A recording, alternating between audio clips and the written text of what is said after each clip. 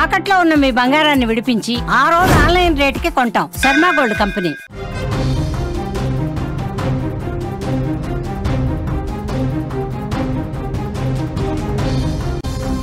Breaking news నాం కూకట్పల్లి బాలిక హత్య కేసులో మొత్తం నిజాలన్నీ కూడా బయటకు వస్తున్నాయి.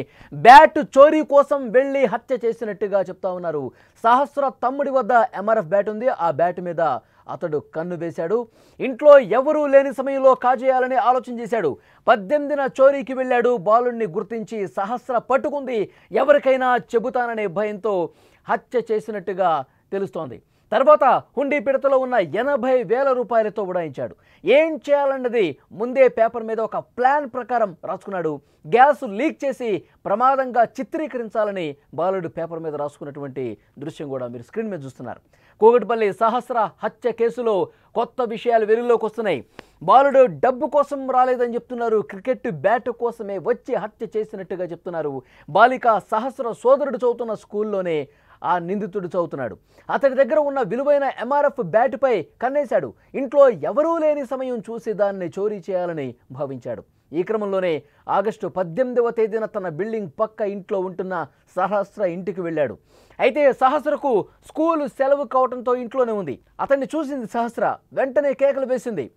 తర్వాత కేకలు వేయటంతో అతడు ఈ విషయం మొత్తం సహస్ర చెప్పేస్తుందని చెప్పి భావించి సహస్రని గొంతు పిసికి అక్కడే బెడ్ మీద పడేసి తను వెంట తెచ్చుకున్నటువంటి కత్తితో విచక్షణ రహితంగా పొడిచి చంపేశాడు.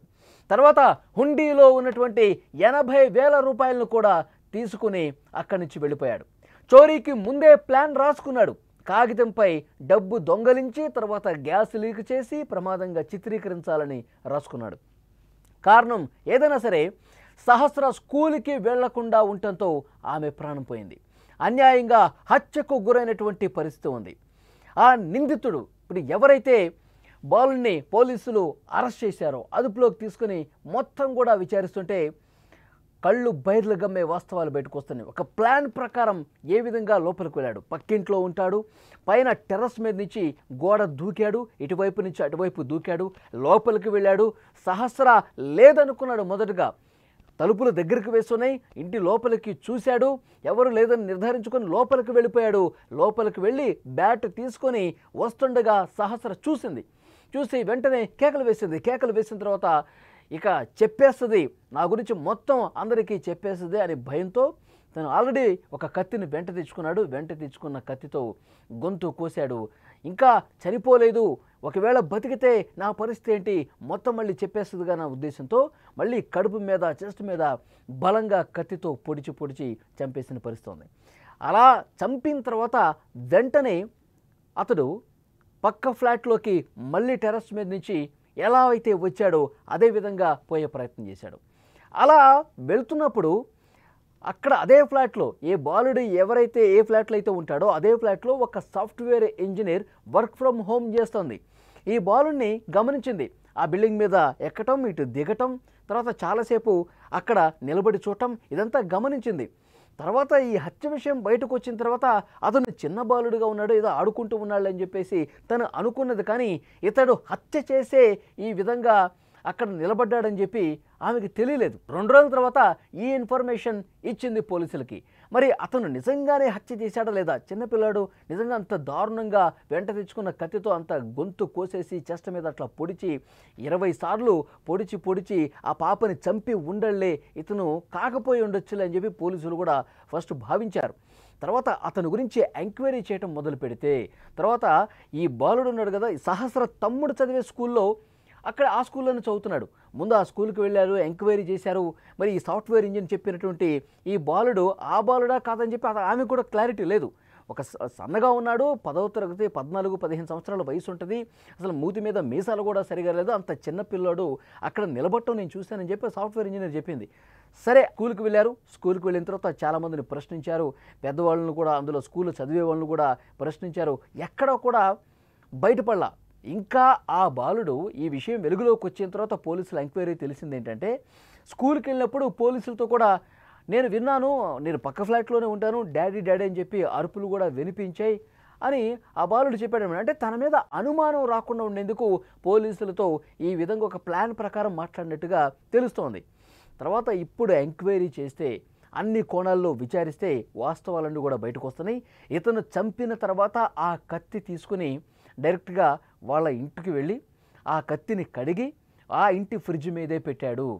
ఫ్రిడ్జ్ మీద పెట్టిన తర్వాత రక్తపు మరకలు ఉన్నటువంటి తన బట్టలను తీసుకుని వాళ్ళ వాషింగ్ మిషన్లో వేశాడు. వేసి మళ్ళీ యథావిధిగా తర్వాత నుంచి స్కూల్కి వెళ్ళటం ప్రారంభించాడు. ఆ రోజు స్కూల్కి వెళ్ళాడా లేదా, ఇతనే చేశాడా లేదా నిర్ధారించుకోవడానికి పోలీసులు స్కూల్లో ఎంక్వైరీ చేశారు. ఆ రోజు ఉదయం 10 గంటల నుంచి 1 గంట వరకు ఈ ఘటన జరిగింది. ఈ గ్యాప్లో అతను స్కూల్లో ఉన్నాడా లేదా ఎంక్వైరీ చేస్తే ఆ రోజు స్కూల్కి రాలేదు. ఇక కన్ఫర్మ్ అయిపోయింది, అతడే చేస్తుంటాడని చెప్పి బలంగా నమ్మారు. వెంటనే ఆ ఇంట్లో తనిఖీలు చేశారు.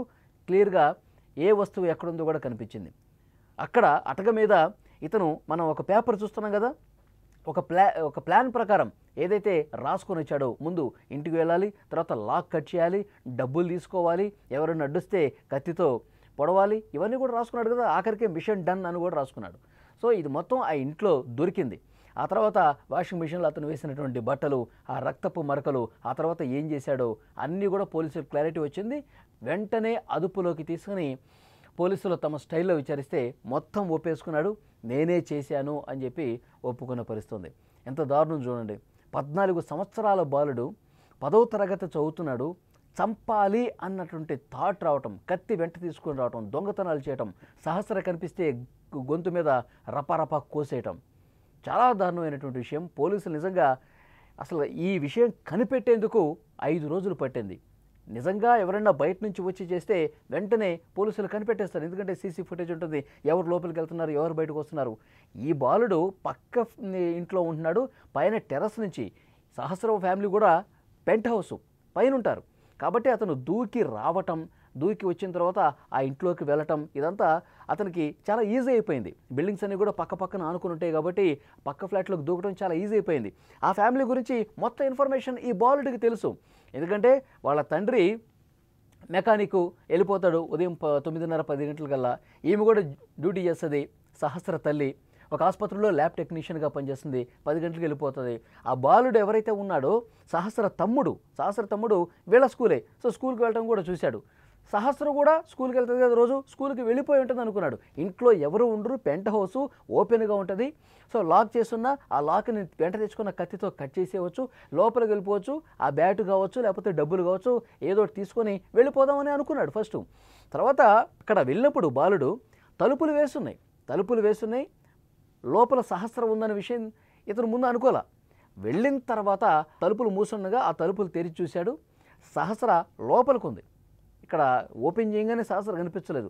తలుపులు దగ్గరికి వేస్తున్నాయిలే, ఎవరు లేరనుకుని లోపలికి వెళ్ళిపోయాడు. ఆ తర్వాత చూశాడు సహస్రని. ఇతను వెళ్ళిపోతున్నప్పుడు గట్టిగా సహస్ర కేకలు వేసింది, అతన్ని పట్టుకునే ప్రయత్నం చేసింది. ఒక చిన్న పెనుగులాట జరిగింది అక్కడ. వెంటనే కత్తితో పొడిచి చంపాడనమాట. ఇది జరిగింది.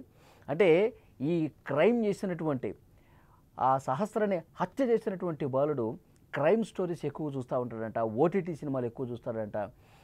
ఇవన్నీ అతని ఇన్వెస్టిగేషన్లో బయటకు వచ్చినటువంటి పరిస్థితి ఉంది. చాలా ఒక భయంకరమైనటువంటి వాస్తవం ఇది. తల్లిదండ్రులు తమ పిల్లలు ఏం చేస్తున్నారో కూడా కనిపెట్టలేనటువంటి పరిస్థితి ఉంది. ఆర్థికంగా కొన్ని ఇబ్బందులు కూడా ఉన్నాయంట. వాళ్ళ తండ్రి ఎవరైతే చంపాడో వాళ్ళ తండ్రి ఒక కిరాణా దుకాణం పెట్టి నష్టాలు వచ్చేసిందని చెప్పి దాన్ని క్లోజ్ చేశారంట. తల్లి ఏమో ఒక ల్యాబ్ టెక్నీషియన్గా ఎక్కడో పనిచేస్తూ ఉంది. అంటే ఆర్థికంగా కొన్ని ఇబ్బందులు ఉన్నాయి, డబ్బులు అవసరం ఉంది, అందుకే నేను చేశాను అని కూడా చెప్తున్నాడు. ఎందుకంటే 80,000 రూపాయలు ఇక్కడి నుంచి దొంగిలించి కూడా పోయాడు కదా. సో ఇవన్నీ కూడా ఇన్వెస్టిగేషన్లో బయటకు వస్తూ ఉన్నాయి. పోలీసులు అధికారికంగా ఒక ప్రకటన చేయాల్సినటువంటి అవసరం ఉంది. ఇవన్నీ కూడా ఇన్వెస్టిగేషన్లో బయటకు వచ్చినాయి అని చెప్తా ఉన్నారు. సో చంపింది మాత్రం అతడిది క్లారిటీ వచ్చేసింది. ఇంటి లోపలికి వెళ్ళిన తర్వాత ఏమేం చేశాడు, బయటకు ఎట్లా వచ్చాడు, అసలు ఇది బయట పడకుండా ఏ విధంగా తప్పించుకునే 5 రోజుల పాటు ఉన్నాడు. వీళ్ళ పేరెంట్స్కి కూడా ముందే ఈ విషయం అన్నీ తెలుసా, ఆ పాపను చంపింది వీడే అని చెప్పి వీళ్ళ తల్లిదండ్రులకి తెలుసా, ఇవన్నీ కూడా ఇన్వెస్టిగేషన్లో ఇంకా బయటికి రావాల్సిన అవసరం ఉంది. పోలీసులు ఒక ప్రెస్ మీట్ పెట్టి ఆ బాలుడు ఇంటి లోపలికి వెళ్ళిన దగ్గర నుంచి ఈ 5 రోజుల పాటు ఏం జరిగింది అన్నీ కూడా చాలా క్లారిటీగా ప్రెస్ మీట్ పెట్టి చెప్పాల్సినటువంటి అవసరం ఉంది.